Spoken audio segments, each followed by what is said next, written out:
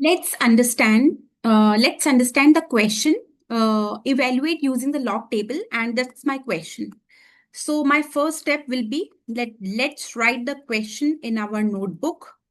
Okay, so that should be your first step, and it should be nice to write in our own handwriting. Now, the second step.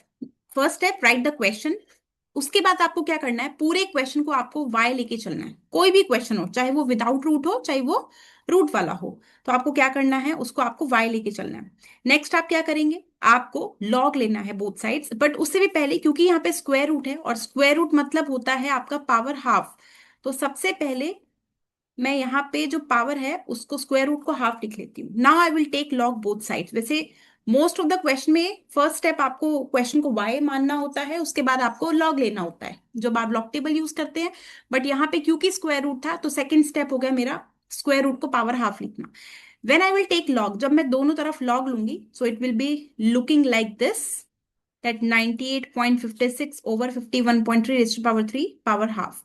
अब log क्या कहता है, log कहता है कि जब भी आपकी कोई पावर होती है वो हमेशा एज अ कोफिशिएंट आ जाती है आगे। कोई भी पावर हो, चाहे वो होल नंबर हो या विदाउट होल नंबर वाला हो, सो it will look like that. उसके बाद will apply the law of multiplication. तो लॉ ऑफ मल्टीप्लीकेशन क्या कहता है, लॉ ऑफ मल्टीप्लीकेशन कहता है क्योंकि दो नंबर मल्टीप्लाई में और लॉग है, तो वो कहता है कि आप दोनों नंबर्स को प्लस में लिख सकते हैं। ठीक है, और जो डिवाइड में होता है वो सेम आपका माइनस में आ जाएगा। ठीक है, अब यहीं पे मैं एक स्टेप को कर रही हूँ, आपको नेक्स्ट स्टेप में करना है, क्योंकि यहाँ पे अगर आप ध्यान से देखेंगे कि there is a power here, और पावर क्या होता है, लॉग में पावर जो है वो कहाँ आ जाती है, आपकी आगे आ जाती है। तो हम क्या करेंगे, इसको पावर को यहाँ लिखेंगे और माइनस है, मतलब ये पूरी एक ही स्टेटमेंट, पूरी एक ही लाइन में आएगा। ठीक है, now so now it's time to use the log table. So the question is log y that is equals to half, सबके साथ है, इस बात को ध्यान रखना है। Now let's start with the log table. So पहली वैल्यू है मेरी 438.2।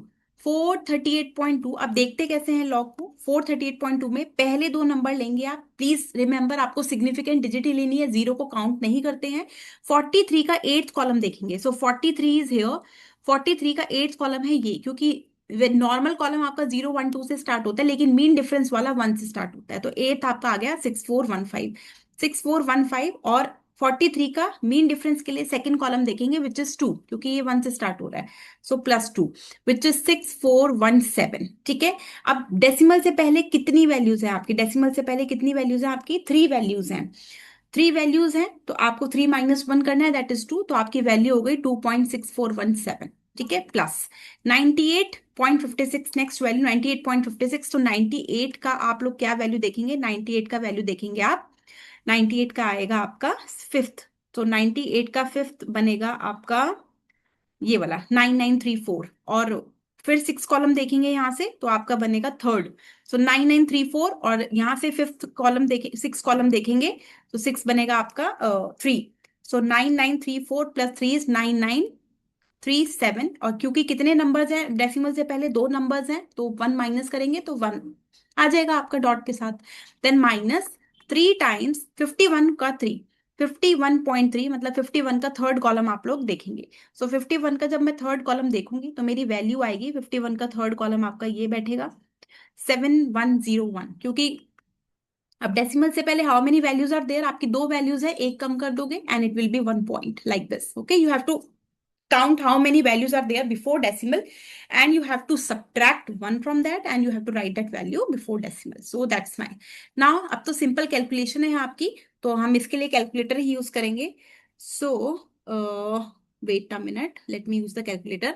तो सबसे पहले आपका 2.6417 प्लस 1.9937, विच इज ये बनेगा आपका 4.63। मैं पूरा नहीं लिख रही हूँ, 4.63, और 3 times 1.71 which is 5.13, so 51 point, wait a minute, so it's 5.13, 5.13। अब हाफ ऑफ, सो 5.13 माइनस 4.63, क्योंकि आप छोटे नंबर को you are subtracting a smaller number by a bigger number, so answer will be of like this, which is 0.5, something like that. Okay. Now we know that we have to divide. So it's 0.5.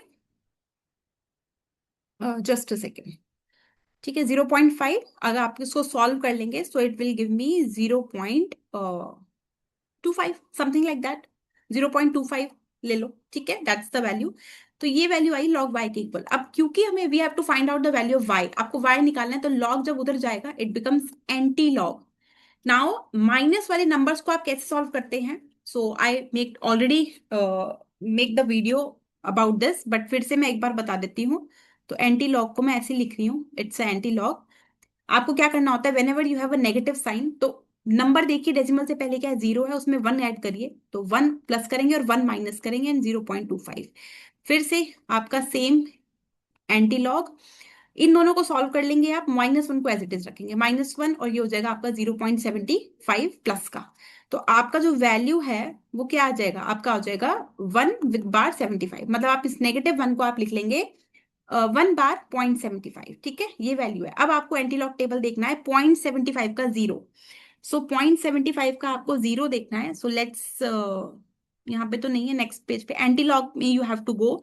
0.75 का 0, 0.75 का 0 है, it's 5523 something.